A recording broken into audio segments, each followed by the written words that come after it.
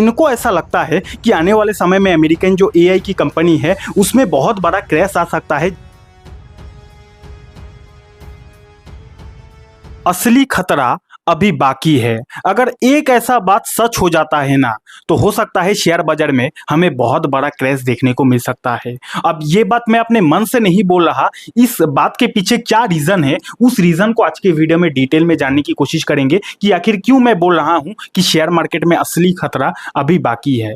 Then हम लोग बात करेंगे डोनाल्ड ट्रंप के बारे में कि डोनाल्ड ट्रंप से रिलेटेड मार्केट में क्या अपडेट है। देन हम लोग बात करेंगे सेबी के बारे में। सेबी की तरफ से एक बहुत बड़ा बयान सामने आया है शेयर मार्केट से रिलेटेड, क्या बयान सामने आया है उसके बारे में बात करेंगे। देन हम लोग बात करेंगे बजट के बारे में, यानी कि 2026 में बजट आने वाला है ना, उसके बारे में बात करेंगे। अब आपका ये डाउट आएगा कि सर बजट आने में तो अभी काफी समय है, बजट तो फरवरी महीना में आने वाला है ना। तो जी हाँ, बजट फरवरी महीना में आने वाला है, लेकिन बजट की जो तैयारी है वो तो 2-3 महीना पहले से शुरू हो जाती है ना।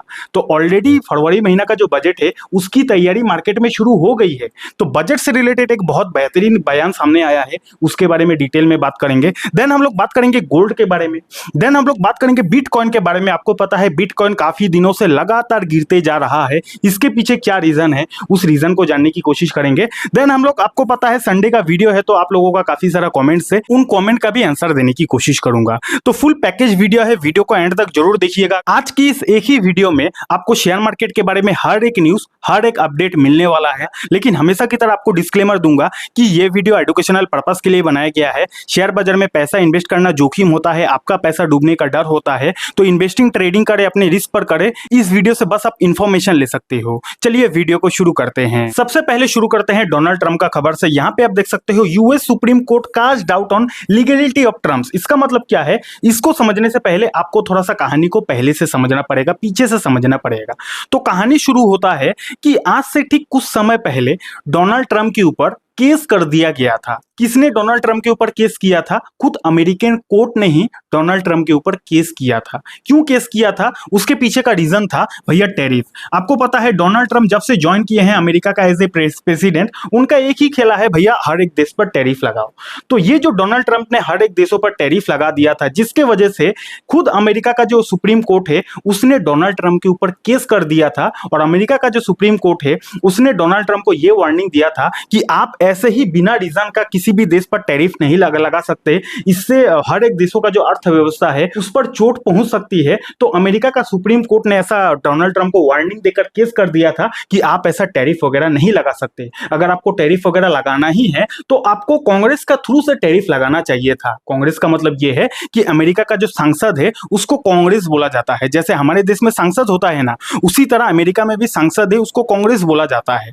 तो यूएस का जो कोर्ट है, यूएस का कोर्ट ने डोनाल्ड ट्रंप को यह कहा था कि अगर आपको अलग अलग देशों पर टैरिफ लगाना ही था तो आपको कांग्रेस यानी कि संसद के थ्रू से मीटिंग वगैरह करने के बाद अलग अलग देशों पर टैरिफ लगाना चाहिए था। लेकिन आपने ऐसा कुछ भी नहीं किया, आपने डायरेक्ट ज्वाइन किया और आपने डायरेक्ट अलग अलग देशों पर टैरिफ लगा दिया, जिसके वजह से हम आपके ऊपर केस करने वाले हैं। तो डोनाल्ड ट्रंप के ऊपर काफी दिनों से केस चल रहा था। अब वो केस जीतेंगे या फिर हारेंगे, इसका फैसला 6 नवंबर को आने वाला था। तो ऑलरेडी वो फैसला आ गया है। क्या है वो फैसला? US Supreme Court cast doubt on legality of Trump's. इसको ऐसे समझो कि कोर्ट की तरफ से भी जो फाइनल फैसला आने वाला था कि डोनाल्ड ट्रंप केस जीत गए या फिर हार गए, तो अभी भी वो जो केस है पेंडिंग है। कोर्ट भी अभी डाउट में है कि क्या ये डोनाल्ड ट्रंप ने लीगल तरीके से टैरिफ लगाया है या फिर इलीगल तरीके से टैरिफ लगाया है। ये अभी यूएस का कोर्ट भी कंफ्यूज हो गया है। तो अभी तक ये जो केस है एकदम कंटिन्यू चल रहा है, अभी तक वैसा कोई आउटकम नहीं आया है। अब इससे क्या होगा, इससे मार्केट में काफी ज्यादा नेगेटिव इंपैक्ट पड़ सकता है। अब आप बोलोगे सर ऐसा क्यों? अगर कोर्ट से कोई फैसला ही नहीं आया, डोनाल्ड ट्रंप जीतेंगे हारेंगे केस, ऐसा कोई फैसला ही नहीं आया, तो इससे मार्केट में क्यों नेगेटिव इंपैक्ट पड़ेगा? तो इससे मार्केट में इसीलिए नेगेटिव इंपैक्ट पड़ सकता है क्योंकि देखो, शेयर मार्केट अगर भागता है ना, उसके पीछे क्या रीजन हो सकता है? उसके पीछे अगर कोई गुड न्यूज है तो शेयर मार्केट भागता है, और उसी जगह अगर शेयर मार्केट गिरता है तो क्या रीजन हो सकता है? अगर कोई बैड न्यूज है तभी शेयर मार्केट गिरता है। यानी कि शेयर मार्केट भागेगा तो गुड न्यूज की वजह से भागेगा, और शेयर मार्केट गिरेगा तो बैड न्यूज की वजह से गिरेगा। लेकिन अगर शेयर मार्केट कंसोलिडेशन फेज में है, यानी कि शेयर मार्केट ना तो भाग रहा है ना तो गिर रहा है, अगर ऐसा फेज में शेयर मार्केट है तो उसके पीछे रीजन होता है भैया यूसी यानी कि अनसर्टेनिटी, यानी कि क्या होगा क्या नहीं। अगर मार्केट के इन्वेस्टर को यही समझ में नहीं आता है, उस समय आप नोटिस करोगे कि शेयर मार्केट ना तो ठीक से भागेगा और शेयर मार्केट ना तो ठीक से गिरेगा। और आज के डेट में शेयर मार्केट का जो कंडीशन है एकदम ऐसा ही है। इस खबर के वजह से क्या हुआ है कि मार्केट में एक बार फिर से अनसर्टेनिटी बढ़ गया है। कब कोर्ट का फैसला आएगा, ऐसा कोई डेट भी मेंशन नहीं किया गया है कि इस डेट पर फिर से कोर्ट का फैसला आएगा, डोनाल्ड ट्रंप जीतेंगे हारेंगे, कुछ भी खबर अभी तक मार्केट में सामने नहीं आया है। तो मार्केट में फिर से अनसर्टेनिटी बढ़ गया है, जिसके वजह से मार्केट में इसका नेगेटिव इंपैक्ट पड़ सकता है। पॉइंट नंबर 1, तो ये कहानी आपको क्लियर हो गया ना। अब उसके बाद बात करते हैं कि वीडियो के स्टार्टिंग में मैंने जो कहा था कि असली खतरा अभी बाकी है, शेयर मार्केट में हो सकता है आने वाले समय में हमें क्रैश दिखने को मिल जाए। इसके पीछे क्या रीजन है, अब उस रीजन को जानने की कोशिश करते हैं। वैसे अगर आपको अब तक वीडियो अच्छा लग रहा है तो वीडियो को लाइक कीजिए, कमेंट कीजिए। और डीमेट अकाउंट नहीं है तो मैं जिस ब्रोकर को यूज करता हूं, मैंने उसी ब्रोकर का लिंक नीचे डिस्क्रिप्शन पर दे दिया है, वहां से भी आप अपने लिए डीमेट अकाउंट खुलवा सकते हो। अब क्या है वो रीजन, तो अगर आप कुछ दिनों से नोटिस कर रहे होंगे तो कुछ दिनों से पूरा दुनिया का शेयर बाजार में गिरावट चल रहा है। चाहे आप इंडियन शेयर बाजार देख लो, पिछले एक हफ्ता से डाउन में है। चाहे आप अमेरिकन शेयर बाजार देख लो, पिछले 5 दिन में 1.5% टूट चुका है। चाहे आप अमेरिका का नेस्डेक देख लो, पिछले 5 दिन में 4% टूट चुका है। एक इंडेक्स पिछले 5 दिन में 4% टूटना ये कोई साधारण बात नहीं है। उसके बाद अगर आप निक्केई देखोगे, यानी कि जापान का शेयर बाजार देखोगे, तो जापान का शेयर बाजार का भी वही कहानी है, एक हफ्ता में मोटा मोटी 2.5-3% टूट चुका है। उसके बाद अगर आप बिटकॉइन देखोगे तो भैया बिटकॉइन में भी गिरावट चल रहा है, पिछले एक महीना में 15% बिटकॉइन टूट चुका है। अब इसके पीछे क्या रीजन हो सकता है, यानी कि पूरा दुनिया का शेयर बाजार कुछ दिनों से क्यों गिर रहा है, इनफैक्ट बिटकॉइन क्यों इतना दिन से गिर रहा है, उसके पीछे रीजन ये है। और असली खतरा अभी बाकी है, उसके पीछे रीजन ये है कि ये जो व्यक्ति है इनको आपको जानना पड़ेगा। इनका नाम है माइकल वेरी। अब ये व्यक्ति कौन है, ये व्यक्ति यहाँ पे आप देख सकते हो, Michael James very is an American investor and hedge fund manager, यानी कि ये अमेरिका का एक बहुत बड़ा इन्वेस्टर है और एक हेज फंड कंपनी का मैनेजर भी है। हेज फंड समझते हो, हेज का मतलब ये होता है कि मान के चलते हैं आप कोई भी कंपनी के शेयर को खरीदे हो, उसमें इन्वेस्टमेंट किए हो। अब अगर आपको लगता है कि वो जो कंपनी का शेयर है आने वाले समय में बुरी तरीके से गिर सकता है, तो उस कंपनी के शेयर को अगर आप शॉर्ट कर देते हो, तो शॉर्ट करने से क्या होता है कि कंपनी का शेयर का गिरने पर आपका फायदा होता है। तो अगर आपको लगता है कि कोई भी कंपनी का शेयर का प्राइस गिरने वाला है और उस कंपनी के शेयर को अगर आप पहले ही शॉर्ट कर देते हो, तो इसी को हेजिंग बोला जाता है। और ये जो माइकल वेरी है, ये बहुत बड़ा अमेरिका का हेज फंड मैनेजर है, यानी कि कंपनी के शेयर को या फिर किसी भी देश का इंडेक्स को हेज करता है, पहले ही शॉर्ट करता है और बहुत बड़े मात्रा में करता है। ये लोग 1000-2000 रुपया नहीं लगाता है, बहुत बड़े मात्रा में पैसा लगाकर कंपनी के शेयर को या फिर इंडेक्स को शॉर्ट करता है। इतना समझ गए ना, ये व्यक्ति कौन है, अमेरिका का बहुत बड़ा हेज फंड का मैनेजर है। अब इनका एक रिपोर्ट सामने आया है, यहाँ पे आप देख सकते हो, पूरा जो आर्टिकल है आप यहाँ पे पढ़ सकते हो। The big short Michael Burry bets 1 billion on Nvidia and Palantir's collapse is the AI boom heading for a crash. कहने का सिंपल मीनिंग ये है कि ये जो बहुत बड़ा फंड मैनेजर है, हेज फंड मैनेजर है, इन्होंने मोटा मोटी 9000 से 9500 करोड़ जो रुपया है उन्होंने शॉर्ट कर दिया है। कौन से कंपनी पर शॉर्ट किया है, अमेरिका का जो 2 दिग्गज एआई की कंपनी है, उन दोनों कंपनी पर इन्होंने शॉर्ट कर दिया है 9 से 9500 करोड़ रुपया। 1-2 हजार करोड़ रुपया नहीं, 9500 करोड़ रुपया इन्होंने अमेरिका का जो एआई कंपनी है टॉप की, उसमें शॉर्ट कर दिया है। अब इसका मीनिंग क्या हो सकता है, इन्होंने जो शॉर्ट किया है इसका मीनिंग यही हो सकता है कि इनको ऐसा लगता है कि आने वाले समय में अमेरिकन जो एआई की कंपनी है उसमें बहुत बड़ा क्रैश आ सकता है, जिसके वजह से ही तो उन्होंने शॉर्ट किया है।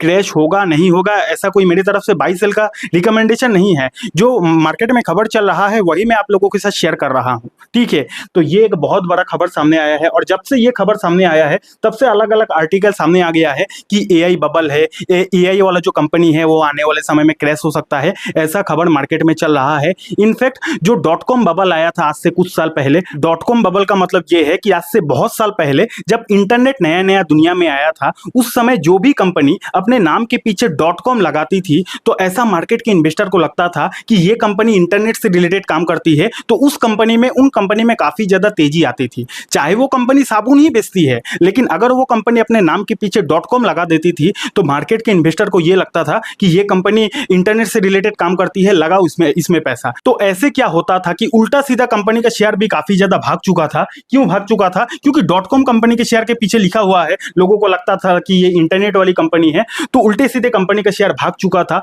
अब भागने के बाद क्या हो सकता है, अगर किसी भी कंपनी का वैल्यूएशन बढ़ जाता है तो एक ही चीज होगा होगा भैया बहुत बड़ा क्रैश आएगा। तो यही चीज हुआ था डॉट कॉम बबल की वजह से। डॉट कॉम की वजह से काफी सारा कंपनी का जो वैल्यूएशन है बढ़ गया था। हर किसी को लग रहा था ये इंटरनेट वाली कंपनी है, लगाओ इसमें पैसा। करते करते मार्केट का वैल्यूएशन हाई हो गया था। उसके बाद बबल एक दिन फूटने वाला था, तो वो जो बबल फूटा था काफी बुरी तरीके से फूट गया था। तो वही चीज आज के डेट में मार्केट के इन्वेस्टर को लग रहा है कि जिस तरह डॉट कॉम बबल हुआ था उसी तरह हो सकता है अभी के टाइम पे एआई बबल चल रहा है। क्योंकि कुछ समय से अगर आप देखोगे तो जो कंपनी एआई से रिलेटेड काम करती है डायरेक्टली या फिर इनडायरेक्टली, उन कंपनी का जो वैल्यूएशन है काफी ज्यादा बढ़ चुका है। तो जिसके वजह से ये जो व्यक्ति है इन्होंने बहुत बड़ा मात्रा में शॉर्ट किया है। अब देखते हैं इनका जो प्रेडिक्शन है सही जाता है गलत जाता है। लेकिन अगर इनका प्रेडिक्शन सही जाता है तो कहीं ना कहीं एआई कंपनीज में बहुत बुरा दिन आ सकता है। और अगर ऐसा होता है, अगर टेक्नोलॉजी इंडेक्स में गिरावट आती है तो भैया डायरेक्टली या फिर इनडायरेक्टली पूरा का पूरा जो असर है शेयर बाजार में भी आ सकता है। और कहानी भले ही अमेरिका में हो रही है लेकिन उसका जो इंपैक्ट है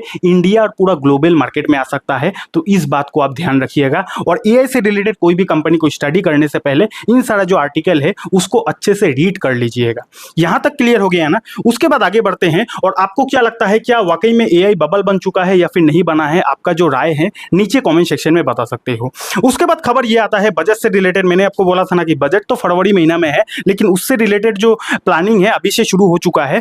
तो यहां पे आप देख सकते हो budget 2026 reduce income tax rate for individual earning up to Rs 50 lakh. यानी कि देखो आज से कुछ समय पहले अगर आप पूरे साल में 10 लाख रुपया पैसा कमाते थे तो आपको टोटल 30% टैक्स देना पड़ता था। उसके बाद पिछले साल फाइनेंशियल ईयर में टैक्स को कम कर दिया गया था। तो पिछले साल के मुताबिक आज के डेट में अगर आप पूरे साल में 24 लाख रुपया महीना कमाते हो या फिर उससे ज्यादा कमाते हो तो आपको टोटल 30% का टैक्स देना पड़ेगा। अब जबकि 24 लाख का स्लैब है, अब 2026 में फिर से बजट आने वाला है। तो इस बार सरकार को फिर से रिक्वेस्ट किया जा रहा है, क्या रिक्वेस्ट किया जा रहा है कि ये जो 24 लाख का स्लैब है इसको 50 लाख कर दिया जाए। यानी कि अगर कोई व्यक्ति पूरे साल में 50 लाख रुपया महीना कमाएगा या फिर उससे ज्यादा कमाएगा तभी उस व्यक्ति के ऊपर 30% आप टैक्स लीजिए। ऐसा सरकार को रिक्वेस्ट किया जा रहा है अलग अलग एजेंसी की तरफ से। तो अगर ये खबर सच हो जाता है, अगर 50 लाख तक 30% का टैक्स दिया जाएगा तो ये मार्केट के लिए बहुत ज्यादा पॉजिटिव खबर होगा और मिडिल क्लास के लिए ये जो खबर है काफी ज्यादा राहत का खबर भी हो सकता है। उसके बाद यहाँ पे आप देख सकते हो government is not here to shut the door on FNO trading. FM यानी कि फाइनेंस मिनिस्टर सीतारमन, यानी कि गवर्नमेंट की तरफ से ऑफिशियली ये बयान आ जाता है कि भैया हम लोग कोई भी एफएनओ ट्रेडिंग जो है इसको बंद नहीं करने वाले हैं। यानी कि काफी दिनों से मार्केट में हवा चल रहा था कि एफएनओ ट्रेडिंग बंद होने वाला है, क्योंकि काफी सारे लोग रिटेल प्लेयर्स का पैसा डूब रहा है एफएनओ ट्रेडिंग में। तो एफएनओ ट्रेडिंग शायद बंद होने वाला है, ऐसा मार्केट में हवा चल रहा था। तो गवर्नमेंट ने ऐसा क्लियरली बोल दिया कि ऐसा कुछ भी नहीं होने वाला है, हम लोग इसको बंद नहीं करने वाले हैं। और ये बहुत ही बढ़िया डिसीजन है। देखो आज के डेट में अगर एफएनओ ट्रेडिंग बंद भी हो जाता है तो जिसको पैसा गंवाना है, यानी कि जिसके अंदर लालच है, वो तो कहीं और जाके गंवा देगा ना, कहीं और जाके अपना पैसा गंवा सकता है। तो जरूरी नहीं कि एफएनओ ट्रेडिंग बंद हो जाएगा तो रिटेल प्लेयर्स का पैसा नहीं डूबेगा, ऐसा कोई जरूरी नहीं है। जिसको पैसा गंवाना है वो कहीं ना कहीं गंवा ही देगा, ठीक है। तो एफएनओ ट्रेडिंग कोई भी बंद नहीं होने वाला है, ये भी काफी बढ़िया डिसीजन है। रिसेंटली डोनाल्ड ट्रंप की तरफ से एक बहुत ही बढ़िया बयान आता है, यहाँ पे आप देख सकते हो Trump plan to visit India next year, says trade talks with PM Modi going well. यानी कि उन्होंने दो बात बोला। पहले तो ये बोला कि हमारे यानी कि डोनाल्ड ट्रंप और मोदी जी के बीच जो ट्रेड का डिस्कशन है काफी अच्छा चल रहा है, गोइंग वेल, काफी अच्छा चल रहा है, ऐसा डोनाल्ड ट्रंप ने बोला। उसके बाद उन्होंने ये बोला कि मैं भी हो सकता है मैं आने वाले समय में इंडिया विजिट कर सकता हूं, अगर मेरा जो दोस्त है मोदी जी वो मुझे बुलाता है तो मैं जरूर इंडिया जाना पसंद करूंगा, इंडिया में मैं जाऊंगा अगले साल, ऐसा डोनाल्ड ट्रंप की तरफ से खबर आता है। तो ये जो खबर है मार्केट के लिए कहीं ना कहीं थोड़ा सा पॉजिटिव भी हो सकता है। गोल्ड की बात करते हैं। गोल्ड में लगातार गिरावट चल रही है। 1,34,000 से आज के रेट में गोल्ड का जो भाव है 1,23,000 तक आ चुका है। डॉलर टू आईएनआर की बात किया जाए तो डॉलर का जो भाव है एक बार फिर से मजबूत होते जा रहा है, जो कि हमारे इंडियन मार्केट के लिए नेगेटिव है। एफआईएसडीएस की डेटा की बात किया जाए तो एफआईएस लगातार माल तो बेच रहा था, लेकिन रिसेंटली अगर आप लास्ट डे देखोगे तो 4,500 करोड़ एफआईएस ने अचानक से माल खरीद लिया। अब ये जो माल खरीदा चलो अच्छी बात है, लेकिन ज्यादा खुश होने की जरूरत नहीं, क्योंकि उस दिन यानी कि जिस दिन एफआईएस ने 4,500 करोड़ का माल खरीदा उस दिन एक बहुत बड़ा ब्लॉक डील हुआ था। अब जबकि ब्लॉक डील होता है तो ब्लॉक डील की वजह से कहीं ना कहीं ये जो फिगर है ये बढ़ जाता है एफआईएसडीएस के एक्टिविटी में, ठीक है। तो यहां तक क्लियर हो गया ना। तो अब तक वीडियो का कंक्लूजन क्या है? कंक्लूजन में मैं इतना ही बोलना चाहूंगा। सबसे पहले तो यह है कि सुप्रीम कोर्ट की तरफ से जो फैसला आने वाला था, यानी कि अमेरिका का सुप्रीम कोर्ट की तरफ से जो फैसला आने वाला था कि ट्रंप का जो टैरिफ है वो लीगल है या फिर इलीगल है, ये अभी भी पोस्टपोन्ड है। इसका जो अनसर्टेनिटी है अभी भी मार्केट में है। तो ये जो डेट है, ये जो फैसला आएगा, ये मार्केट के लिए काफी ज्यादा इंपॉर्टेंट रहेगा, और जब तक ये फैसला नहीं आता है तब तक मार्केट में बहुत बड़ा मूव आने का चांसेस काफी ज्यादा कम है। Point number 1। पॉइंट नंबर 2 क्या है कि अभी के टाइम पे सबसे ज्यादा हॉट टॉपिक क्या है कि माइकल बेरी ने जो इतना 1000 करोड़ का माल को शॉर्ट किया है, यानी कि एआई बबल से रिलेटेड एआई कंपनी को जो शॉर्ट किया है, तो क्या उनका प्रेडिक्शन सही जाता है या फिर गलत जाता है, ये देखना काफी ज्यादा इंटरेस्टिंग रहेगा। और जब से ये खबर सामने आया है कि माइकल बेरी ने इतना ज्यादा पैसा मार्केट में शॉर्ट किया है, तब से अगर आप देखोगे तो पूरा ग्लोबल मार्केट गिर रहा है। इंडियन मार्केट देखो, नेस्डेक देखो, डाउ जोन्स देखो, निक्की देखो, रसिया का मार्केट देखो, हर एक मार्केट गिरते जा रहा है। इनफैक्ट बिटकॉइन में भी लगातार गिरावट चल रही है जब से शॉर्ट सेलिंग से रिलेटेड अपडेट आया है। देन अगर बात किया जाए ट्रम्प का टैरिफ का खबर, तो ट्रम्प का टैरिफ से रिलेटेड खबर तो आ रहा है, लेकिन प्रैक्टिकली फील्ड में अप्लाई नहीं हो रहा है। यानी कि खबर आ रहा है कि ट्रम्प मोदी जी से मिलेंगे, मोदी जी ट्रम्प से मिलेंगे, लेकिन प्रैक्टिकल फील्ड में यह सब पॉसिबल नहीं हो रहा है। तो जब तक ऑन पेपर काम नहीं होगा, ऑन पेपर ट्रेड डील नहीं होगा, तब तक मार्केट के लिए वो गुड न्यूज नहीं है, बल्कि मार्केट के लिए वो अनसर्टेनिटी है। तो यहां तक क्लियर हो गया ना, मार्केट का पूरा अपडेट आपको मिल गया। अब चलिए आप लोगों का कुछ कमेंट्स है, उन कमेंट का भी रिप्लाई कर देता हूं। सबसे पहला सवाल उत्तम घोष जी की तरफ से आया है, सर बाई करने के साथ साथ कैसे ऐसे लगाया जाता है? तो उत्तम जी बताना चाहूंगा, अगर आप कोई भी कंपनी के शेयर को बाई करते हो और अगर आपको साथ साथ ऐसे लगाना है, तो उसी कंपनी के शेयर पे आपको क्लिक करके सेल वाला ऑप्शन पे क्लिक कर देना है। उसके बाद वहां पे एक सेटिंग का ऑप्शन रहता है, सेटिंग वाला ऑप्शन पे क्लिक करोगे, वहां पे एसएल का आपको नाम दिखाई देगा, उस एसएल पे आप अपने शेयर का जो एसएल है वो लगा सकते हो सिंपल तरीके से। अगला सवाल रुद्र जी की तरफ से आया है, आईपीओ नहीं लगता तो पैसा वापस मिलता है क्या? तो जी हाँ रुद्र जी, जरूर आपका पैसा वापस मिलेगा। आईपीओ में अगर आप अप्लाई करते हो तो वो जो अमाउंट है, यानी कि जितना पैसों का आप अप्लाई करते हो, वो अमाउंट आपके बैंक अकाउंट में रहता जरूर है, लेकिन वो जो अमाउंट है टेम्पोररी आपके बैंक अकाउंट में फ्रीज रहता है, यानी कि उस पैसे को, उस अमाउंट को आप यूज नहीं कर सकते। अब अगर आपको वो जो आईपीओ है उसमें अलॉटमेंट मिल जाती है, तो वो जो पैसा है आपके बैंक अकाउंट से कट जाएगा। लेकिन अगर आपको इनकेस आईपीओ में अलॉटमेंट नहीं मिलती है, तो वो जो फ्रीज अमाउंट है, वो फ्रीज अमाउंट आपका अनफ्रीज हो जाएगा और उस पैसों का आप आराम से यूज कर सकते हो। समझ गए? अगला सवाल सूर्य जी की तरफ से आया है, what is the meaning of red and green candle in volume indicator? तो रेड एंड ग्रीन कैंडल का मीनिंग आपको जानना है। देखो, रेड कैंडल का मतलब ये होता है कि अगर कोई कैंडल नेगेटिवली क्लोजिंग देता है तो उस कैंडल का जो कलर है वो रेड हो जाता है, और अगर कोई कैंडल है वो पॉजिटिवली क्लोजिंग देता है तो उस कैंडल का जो कलर है वो ग्रीन हो जाता है। मतलब कि मान के चलते हैं मार्केट यहाँ पे शुरू हुआ और मार्केट जाते जाते अप डाउन हुआ, अल्टीमेटली यहां से शुरू हुआ, यहां पे क्लोज हो गया। अब ये जो क्लोजिंग हो गया ना, यानी कि नीचे से ऊपर तक क्लोजिंग हुआ ना, अब इस कैंडल का जो रंग है ये ग्रीन होगा। उसी तरह अगर मान के चलते हैं मार्केट यहाँ पे ओपन हुआ, उसके बाद अप डाउन होते होते मार्केट अगर नीचे की तरफ क्लोजिंग देता है, अब मार्केट ने ऊपर से नीचे की तरफ क्लोजिंग दिया, तो ये जो कैंडल है, इस कैंडल का जो कलर है ये रेड कलर में आपको देखने को मिलेगा। समझ गए ना? आखिरी सवाल प्रीति यादव जी की तरफ से आया है, सर अगर प्राइस लिमिट मार्केट प्राइस से ज्यादा की लग गई तो कैसे मॉडिफाई करें? तो प्रीति जी, इसको मॉडिफाई करने का सिंपल यही ट्रिक है कि आपको उसी ऑर्डर पे क्लिक करना है, उसके बाद जो प्राइस आपको लिमिट प्राइस में डालना है उस प्राइस को डाल देना है, उसके बाद सेफ चेंजेस कर देना है, तो आपका जो मॉडिफाई ऑर्डर हो जाएगा और जिस प्राइस में आपने सेव किया वही प्राइस में आपका जो ऑर्डर है वो लग जाएगा। समझ गए? अगर आपको वीडियो अच्छा लगा तो वीडियो को लाइक कीजिए, कमेंट कीजिए। अगर आपके मन में भी कोई सवाल है, कुछ मेरे से पूछना चाहते हो, नीचे कमेंट कर देना, अगला वीडियो में आपका आंसर देने की कोशिश करूंगा। एक बार फिर से डिस्क्लेमर देता हूं कि ये वीडियो एजुकेशनल पर्पस के लिए बनाया गया था। शेयर बाजार में इन्वेस्टिंग ट्रेडिंग करना रिस्की होता है, आपका पैसा डूबने का डर होता है। इन्वेस्टिंग ट्रेडिंग करे अपने रिस्क पर करे। अगर आप नहीं चाहते कि शेयर बाजार में आपका भी पैसा डूबे, तो आपको 5 तरह के शेयर को बिल्कुल भी नहीं खरीदना चाहिए। किस तरह के 5 शेयर को आपको नहीं खरीदना चाहिए, अगर आपको ये जानना है तो आप यहां पे क्लिक करके इस वीडियो को देख सकते हो। और अगर आपके पास डीमैट अकाउंट नहीं है तो डीमैट अकाउंट का लिंक आपको डिस्क्रिप्शन पर मिल जाएगा। बहुत बहुत धन्यवाद।